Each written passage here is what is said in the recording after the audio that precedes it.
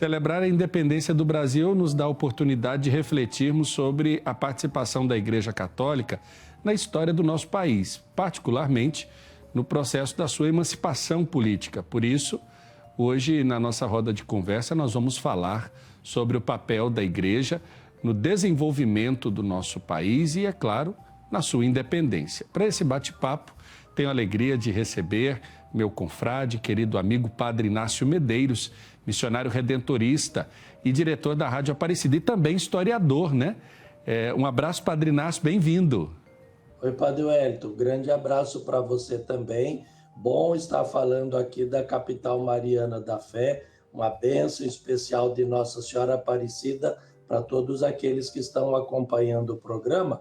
E se me permite, estamos numa semana de festa, porque amanhã nós celebramos o aniversário da Rede Aparecida de Comunicação. 71 anos da Rádio Aparecida, 17 anos da nossa TV Aparecida e 12 anos do nosso portal a12.com. Então é muito bom estar falando com você.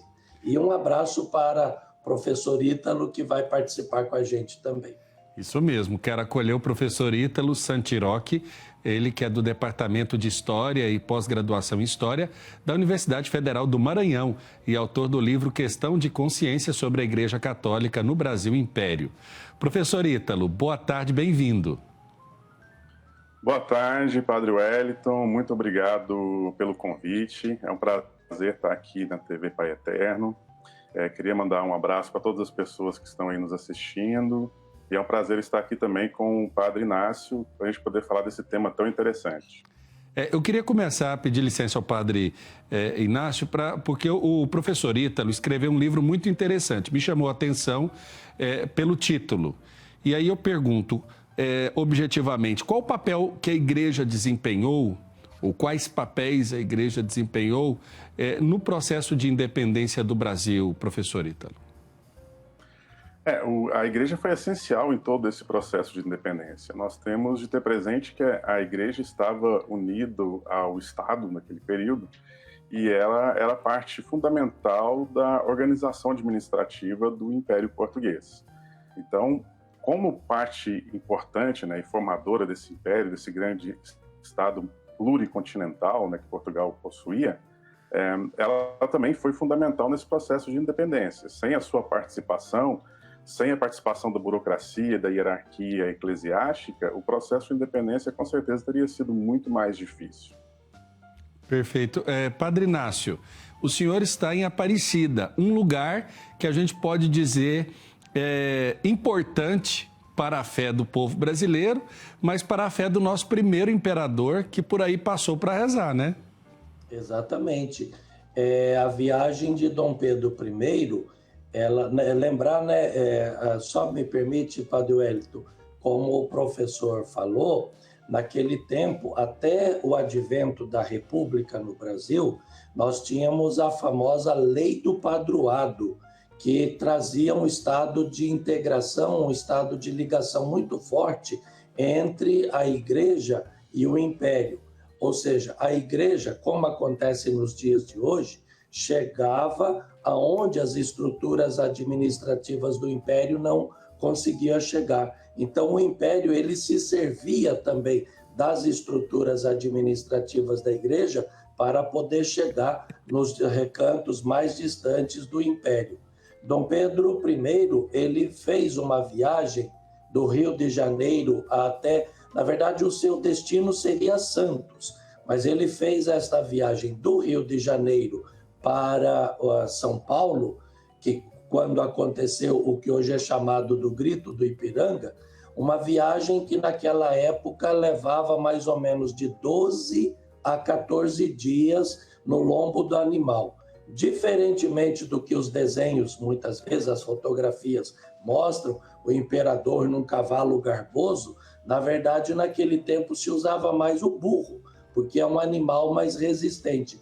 Então, ao longo desse trajeto de 12 dias, passando pelo Rio de Janeiro e pelo Vale do Paraíba Paulista, Dom Pedro ele foi fazendo vários pousos para fazer o abastecimento de água, de comida, para receber a vênia das autoridades. quando ele pousou em Guaratinguetá, pertinho de Aparecida, ele visitou aqui a Capela da Santa, como era falado naquele tempo, e prometeu que, se caso a independência acontecesse, Nossa Senhora Aparecida seria declarada como padroeira do novo reino, do novo império. Só que depois isso não foi possível acontecer, só veio acontecer já no período republicano. Mas Dom Pedro, ele esteve aqui sim, inclusive na Basílica Histórica existe uma placa que registra esta sua passagem aqui pelas terras de Aparecida. Agora, professor Ítalo, quando observamos a questão da independência, nós vemos todo um processo onde líderes católicos, religiosos, padres, personalidades que exerciam a sua fé atrelada ao exercício estatal do governo do Estado, né, que era unido à Igreja, essas pessoas se destacaram num processo de independência. Eu estava tentando fazer uma pesquisa e eu me lembrei de nomes como Frei Caneca, né, a própria Madre Joana Angélica, depois Dom Vital e tantos outros que vão trabalhando por esse processo de independência. Nós podemos dizer que a fé ajudou, por assim dizer, esse processo acontecer ou culminar em 7 de setembro? Sim, nós temos de ter presente que os padres, né, e toda a hierarquia católica, eles eram uma liderança intelectual e política dentro do Império Português. Toda a hierarquia católica desempenhava um papel fundamental nas comunidades, né, como acontece até os dias de hoje. Só que naquele período tínhamos poucas pessoas que tinham uma formação sólida, que tinham conhecimento da escrita, da leitura, e os padres acabavam se tornando uma figura central nesse processo. Como o padre Inácio diz muito bem, nós temos aí uma união entre Igreja e Estado por meio do padroado. O padroado foi uma série de acordos bilaterais que foram sendo feitos entre a Igreja e o Estado português, lá no início da expansão, né, do Estado português, pelo Atlântico e pelo mundo. Então, foi chegando a um acordo, né, muitas vezes até por meio de tensões, mas o Papa foi dando algumas concessões ao Estado português. Então, o Estado português poderia nomear os bispos, poderia nomear os párocos, tinha o direito de ficar com os dízimos, mas também tinha de construir igrejas, tinha de expandir a fé, tinha de pagar, né, fazer o pagamento da côngrua, que era o que recebiam os padres e os bispos. Mas, ao mesmo tempo, tinha um outro movimento, que era o movimento do crescimento, da expansão do Estado, que estava se transformando, né? Estava passando se transformando no Estado moderno, cada vez mais próximo daquilo que nós conhecemos hoje. Então, o Estado passava a avançar em áreas que antes era controlada pela Igreja, que é esse movimento, que ele acontece sem o consentimento do poder eclesiástico, ele é chamado de regalismo. Então, o nosso clero e o nosso episcopado, ele não tinha a mesma ligação com o Papa como tem hoje, não tinha a mesma ligação com o centro do catolicismo como é hoje. Ele tinha uma dupla fidelidade, né? Tinha uma fidelidade ao Estado, ele era um funcionário também do Estado, ou o Estado tentava enquadrar ele assim, e ele também era um funcionário da Igreja com fidelidade ao Papa. Então, ele circulava nesses dois universos. Logicamente que alguns vão ficar mais fiel ao Estado, outros vão ficar mais fiel à Igreja. E a Igreja, ela era responsável também por todos os registros. Não tinha documento de identidade, não tinha como saber se a pessoa era a pessoa, a não ser pelos registros eclesiásticos. Então a Igreja fazia o batismo, o casamento e óbito, e era ela que possuía todos esses dados. Quando começa um movimento revolucionário em Portugal, com a Revolução do Porto e o início do constitucionalismo, quem vai poder controlar quem é quem pode votar, é o pároco. Então, só ali o pároco já tem uma função central em todo esse processo que vai levar à independência, né? Era ele que vai participar da mesa eleitoral, ele que vai ajudar a identificar as pessoas, aquelas que poderão votar e aquelas que não poderão votar. Como o padre Inácio disse muito bem, a única estrutura que chegava em todos os cantos desse império era a Igreja Católica. Nós estamos falando de um período onde a comunicação por meio de jornais, ainda impressos, né, ainda estava começando no Brasil, engatinhando. E poucas pessoas tinham capacidade de ler, mesmo se esses jornais fossem lidos em voz alta. Agora, as cartas pastorais dos bispos, por exemplo, chegavam a todas as paróquias, eram lidas na principal missa do domingo, então todos os paroquianos poderiam escutar o que estava sendo dito nessas cartas. Então, o apoio dos bispos ao movimento constitucionalista no Brasil, inicialmente, e posteriormente à independência, né, o processo de independência, foi fundamental porque levou até essa população essa nova cultura política, ou seja, poder votar, poder escolher alguém, um constitucionalismo, então uma sociedade organizada a partir de uma constituição, uma monarquia constitucional. Então levaram à população conceitos importantes como votação, deputado, pacto social, constituição e vários outros termos importantíssimos para essa nova sociedade que estava surgindo. Padre Inácio, o senhor está em São Paulo e esse dia é celebrado como um evento às margens de um espaço, de um local geográfico, né? Que muitas vezes nós não conhecemos, por assim dizer, porque talvez poucas pessoas tenham ido presencialmente a esse lugar que é chamado as margens do Ipiranga. Eu queria que o senhor falasse um pouco desse lugar geográfico para que as pessoas possam entender por que esse grito do Ipiranga ficou tão famoso na construção da identidade do nosso país. Padre Wellington, se você me permite só retomar um pouquinho, claro, a questão da viagem de Dom Pedro, ela basicamente tinha 3 finalidades. Primeiro, garantir que a unidade do país permanecesse com a independência, porque o sentimento em favor da República já era bastante forte. E o Brasil, com Pedro, vai se constituir o primeiro e único império da América do Sul. A gente vai ter uma experiência de império no México depois, que não é bem sucedida. Depois, esta independência, ela teria um custo. Dom Pedro ele foi passando e foi se hospedando nas casas dos barões de café, exatamente porque eles tinham o dinheiro na época, eles pudessem ajudar a pagar o custo que teria a independência do Brasil, porque o Brasil teve que pagar uma alta soma a Portugal. E terceira coisa, a possibilidade de abafar qualquer movimento revoltoso que existisse. Por isso que Dom Pedro chega a São Paulo. Lembrar que hoje a grande metrópole paulista, ela tem 12 milhões de habitantes. A grande São Paulo está com 22 milhões de habitantes.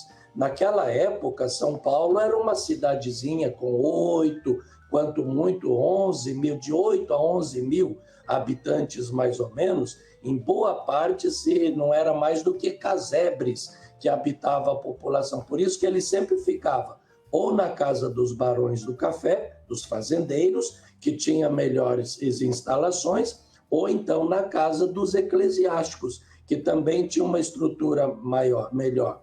Dom Pedro ele chegou por volta do dia 3 ou 4 em São Paulo, descansou, desceu até Santos, no litoral paulista, onde ele visitou a família de José Bonifácio, que era o grande mentor político deste período. Lá ele contribuiu para abafar um movimento revoltoso que tinha, e quando ele voltou para São Paulo, um trajeto que hoje se faz em questão de 40, 45 minutos, quando estava às margens do Ipiranga, que é um riacho que hoje está canalizado, ele se encontrou com a comitiva que tinha chegado do Rio de Janeiro, a mando da sua esposa, que tinha sido nomeada como regente do Brasil, trazendo cartas dizendo que as cortes, ou seja, a coroa portuguesa, as autoridades, a nobreza portuguesa, estava querendo a sua volta para Portugal. Aí que se vai constituir toda aquela movimentação que depois vai se retratar no grito do Ipiranga. Era um lugar muito tranquilo, fora da cidade de São Paulo. Do Ipiranga até São Paulo gastava-se bastante tempo em viagem. Nessa redondeza havia uma casa de pouso, onde os militares que estavam em movimentação os viajantes podiam se hospedar, e foi ali que aconteceu este encontro. Claro que depois vai ganhar toda uma leitura, vai ser todo assim romantizado. né? Mas quem for a São Paulo, e ontem nós tivemos a reinauguração do Museu Paulista, que está justamente bem às margens do Riacho do Ipiranga, que nós cantamos no hino nacional, né? E cantamos no hino da independência. Então, o famoso grito do Ipiranga, ele foi romantizado, mas, na verdade, ele aconteceu o encontro de Dom Pedro num lugar assim bastante bucólico, como era naquele tempo. Professor Ítalo, o senhor escreveu um livro sobre questão de consciência, sobre a história da Igreja Católica no Brasil Império. Fala um pouquinho para a gente como essa obra nasceu. Sim, essa obra é o resultado do meu doutorado que eu realizei na Pontifícia Universidade Gregoriana, em Roma, entre 2005 e 2010. Inicialmente, eu estava interessado em compreender um dos fatos mais tensos da relação entre a Igreja e o Estado no Brasil independente, que foi a questão religiosa, né, com a prisão do Dom Vital, Dom Macedo. Mas para poder compreender essa questão, eu tive de compreender toda a formação da relação entre Igreja e Estado no Brasil. Então, eu acabei estudando todas essas relações entre os dois poderes, da independência, ou das vésperas da independência, até a proclamação da República. Porque a base desse conflito está na base do estabelecimento das relações entre os dois poderes na Constituição de 1824. Então, o Estado e a Igreja, durante o século XIX, como o Estado está no processo de separação da Igreja, que é chamado de secularização ou laicização, ele muitas vezes começa a disputar com a Igreja a consciência desses súditos, que é ao mesmo tempo súdito da Igreja e súdito do Estado. E exatamente nesse conflito, para essas posições entre Igreja e Estado, de fidelidade do imperador ou do Papa, que esse conflito vai estourar em 72. Então a Igreja no Brasil, no século XIX, vai ficar cada vez mais ligado ao Papa e à Santa Sé, e buscando mais autonomia em relação ao Estado. Esse movimento vai ser chamado de ultramontanismo. E ele vai ser fundamental para reorganizar a Igreja após a separação entre Igreja e Estado, a proclamação da República e a ligação cada vez mais forte da Igreja no Brasil com a Santa Sé e com o Papa. Perfeito. Eu quero agradecer aos dois pela oportunidade. Padre Inácio, a gente não poderia deixar de encerrar lembrando desse grande símbolo nacional que se tornou para todo o Brasil, que é a Nossa Senhora Aparecida, né? Que carregou, e eu acho que a silhueta, a imagem, assumiu dois símbolos de um ex-voto de uma importante regente da família real que recebeu uma graça de Nossa Senhora, né? Se você só me permite também, claro. Você citou uma série de personagens da Igreja na sua fala, mas tem um personagem que pouco aparece, é o Padre Belchior. O Padre Belchior, ele acompanhou a caravana de Dom Pedro I, quando ele subiu do Rio de Janeiro, e o Padre Belchior, ele foi o cronista da viagem. Então, se hoje nós sabemos muita coisa a respeito desse período, deve-se ao trabalho quase que escondido desse padre, né? A princesa Isabel, todos nós conhecemos, será aquela que depois vai encerrar de uma maneira oficial a escravidão negra no Brasil. Ela tinha dificuldade de engravidar e ela fez a promessa que, se conseguisse engravidar, ela viria a Aparecida rezar na Capela da Santa, rezar diante de Nossa Senhora em agradecimento. E ela alcançou essa graça, ela veio a Aparecida e, como homenagem, como reconhecimento, ela ofertou uma coroa preciosa a Nossa Senhora e um broche precioso a Nossa Senhora, essa mesma coroa que hoje está na cabeça de Nossa Senhora Aparecida, que através das imagens e através das visitas as pessoas podem comparar e as pessoas podem visualizar. Então, são gestos assim muito bonitos, Padre Wellington, que vai fazendo com que Nossa Senhora Aparecida ela tenha esta conotação realmente de ser nacional. Porque, como eu falei, primeiramente, nós tivemos a declaração de Dom Pedro de São Pedro de Alcântara como o primeiro padroeiro do Brasil. Mas foi uma declaração que não pegou muito não, né? Porque para o povo nosso mesmo, para a nossa gente, a rainha e padroeira do Brasil é Nossa Senhora Aparecida. E as pessoas não se cansam de proclamar de tantas maneiras diferentes, porque se Jesus é o rei, Nossa Senhora é rainha, e essa conotação assim que ultrapassa os limites da igreja e da religião, que se torna uma questão até cultural e social em todo o nosso Brasil. Isso é muito importante. É um assunto que eu acho que é como o poço, né, onde a gente tira sempre coisas novas, toda vez que a gente vai visitar essa parte importante da história. Mas eu quero agradecer aqui ao Padre Inácio Medeiros. Muito obrigado, um abraço, um beijo, Nossa Senhora Aparecida, tá bom? Fica com Deus. E o professor Ítalo, aí da Universidade Federal do Maranhão, muito obrigado pela oportunidade, pela partilha, viu, professor? Eu que agradeço, foi um prazer. Prazer é todo nosso.